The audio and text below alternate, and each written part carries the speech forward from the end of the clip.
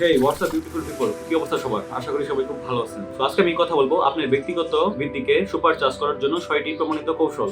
আজকের গতিশীল বিশ্বের সাথে তাল মিলিয়ে হলেও আপনাকে 6টি দিক অবশ্যই ফলো করতে হবে। আজকের এই 6টি দিকের মধ্যে 3টি দিক অবশ্যই আপনার মধ্যে থাকা উচিত। আসুন ডুব দিই এবং আপনার মধ্যে থাকা অসাধারণ সম্ভাবনাকে উন্মোচন করি। সো ভিডিওটি না টেনে পুরোটা দেখুন। নাম্বার 1, সেট এ ক্লিয়ার গোল। আপনি আপনার লাইফে কি চান, আপনি নিজেকে কোন পর্যায়ে দেখতে চান, এটা অবশ্যই আপনাকে নির্দিষ্ট একটি রূপে দাঁড় করাতে হবে, যার জন্য আপনাকে একটি রুলস ফলো করতে হবে। যে রুলস এর মধ্যে আপনি প্রতিদিন কি করছেন, আপনি কতটুকু সময় পার করছেন, সবকিছু আপনাকে পর্যবেক্ষণ করতে হবে। কেননা প্রত্যেকটি মুহূর্ত অত্যন্ত গুরুত্বপূর্ণ। সময় এবং স্রোত কারোর জন্য অপেক্ষা করে না। তো সেক্ষেত্রে প্রত্যেকটি মুহূর্ত আপনার লাইফ থেকে আপনি কিভাবে ব্যয় করছেন তা আপনি পরিমাপ করতে হবে এবং তা পর্যালোচনা করতে হবে। আপনি আজকে সারাদিন কি করলেন, আপনি কখন ঘুম থেকে উঠলেন, কখনই আপনার ঘুমিয়ে পড়লেন, আপনি সারাদিন আপনি কি কি অ্যাক্টিভিটি ছিল, সবকিছু আপনার পর্যালোচনা করতে হবে, যার জন্য আপনাকে একটি স্পষ্ট উদ্দেশ্য থাকা দরকার। এটি মূলত আপনাকে শক্তি এবং অনুপ্রেরণা যোগাবে, যা আপনাকে উন্নতির একটি শিখরে পৌঁছে দিবে। তাই একটি স্পষ্ট পরিষ্কার উদ্দেশ্য থাকা আপনার মাস্ট বি দরকার। ঠিক আছে।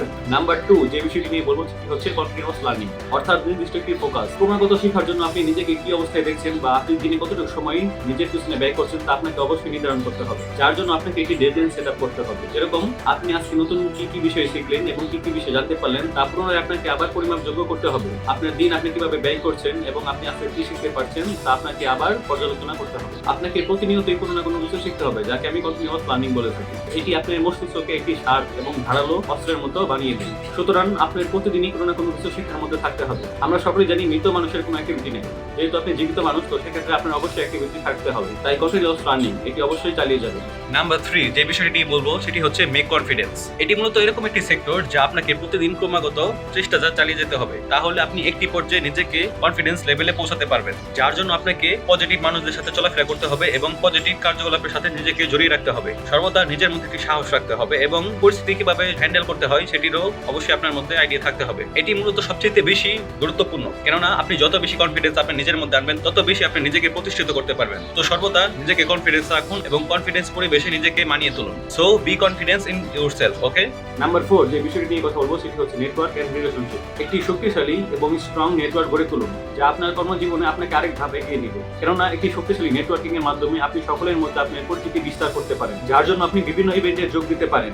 মানুষের কথাবার্তা, তাদের চিন্তা চেতনা, আপনি সকল কিছু পর্যালোচনা করুন। আপনি তাদেরকে মনোযোগ দিয়ে তাদের কথা শুনুন এবং তাদেরকে বোঝার চেষ্টা করুন এবং প্রকৃতপক্ষে তাদের সাথে মিশুন। এটি আপনার অপরচুনিটি অনেক বেশি বাড়িয়ে দেবে। সুতরাং নেটওয়ার্কিং এন্ড রিলেশনশিপ অত্যন্ত বেশি গুরুত্বপূর্ণ। তাছাড়া আপনি বিভিন্ন অনলাইন প্ল্যাটফর্ম ইউজ করতে পারেন আপনার নেটওয়ার্কিংকে আরো স্ট্রং করার জন্য। 5 নাম্বার পয়েন্টটি আমার সবথেকে বেশি প্রিয়, সেটি হচ্ছে টেক লিটল অ্যাকশন। ধারাবাহিকভাবে ছোট ছোট পদক্ষেপ গ্রহণ করুন। আমরা সকলেই জানি ছোট ছোট বালুকণা একটি বিশাল সাহারা মরুভূমি জন্ম দিতে পারে। সুতরাং আপনাকে প্রতিদিন ছোট ছোট অ্যাকশন নিতে হবে। অর্থাৎ আপনি চিন্তা করলেন আপনি একটি বই অথবা একটি কোর্স সম্পূর্ণ শেষ করবেন, তাহলে এটি আপনি কোনোদিনও পারবেন না।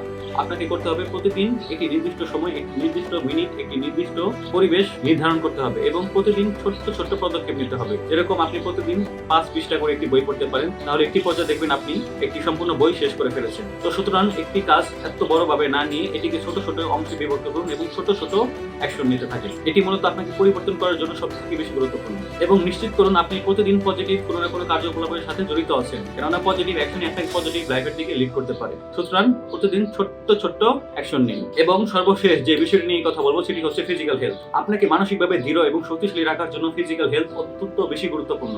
আপনার শরীর যত বেশি স্ট্রং থাকবে, আপনার চিন্তা ভাবনা, আপনার ডিসিশন, আপনার মেধা তত বেশি ভালো থাকবে। আপনি কোনো কিছুতে 100% যদি ফোকাস দিতে চান, তাহলে আপনার শরীর আপনাকে অবশ্যই তার সাথে ব্যাকআপ দিতে হবে, যার কারণে আপনার বডি অবশ্যই স্ট্রং হতে হবে। যখন আপনি জিম করবেন অথবা আপনি শরীর চর্চার মাধ্যমে বা বিভিন্ন সকালে উঠে ঘুম থেকে আপনি ব্যায়াম বা বিভিন্ন কার্যকলাপ করবেন, তখন আপনার নেগেটিভ এনার্জি গুলো বডি থেকে চলে যাবে এবং আপনাকে পজিটিভ শক্তি যোগান দেবে, যার জন্য প্রতিদিন 10 মিনিট হাঁটাফেরা, দৌড়াদৌড়ি অথবা বিভিন্ন খেলাধুলার সাথে আপনি যোগ দিতে পারেন। এবং তার সাথে আপনাকে প্রতিদিন অন্তত 4 লিটার পানি পান করতে হবে। বাহিরের বিভিন্ন খাবার আছে সেগুলো আপনাকে অবশ্যই অ্যাভয়েড করতে হবে। ইনশাআল্লাহ আপনি যদি 3 মাসে রোজগুলো ফলো করতে পারেন, তাহলে 3 মাস পর আপনি নিজেকে এই ঘনভাবে সৃষ্টি করতে পারবেন। তখন আপনি আরো বেশি ডেডিকেশন নিয়ে কাজ করতে পারবেন। সো আপনাকে পরিবর্তন করার জন্য এই 6টি স্টেপ অত্যন্ত বেশি গুরুত্বপূর্ণ।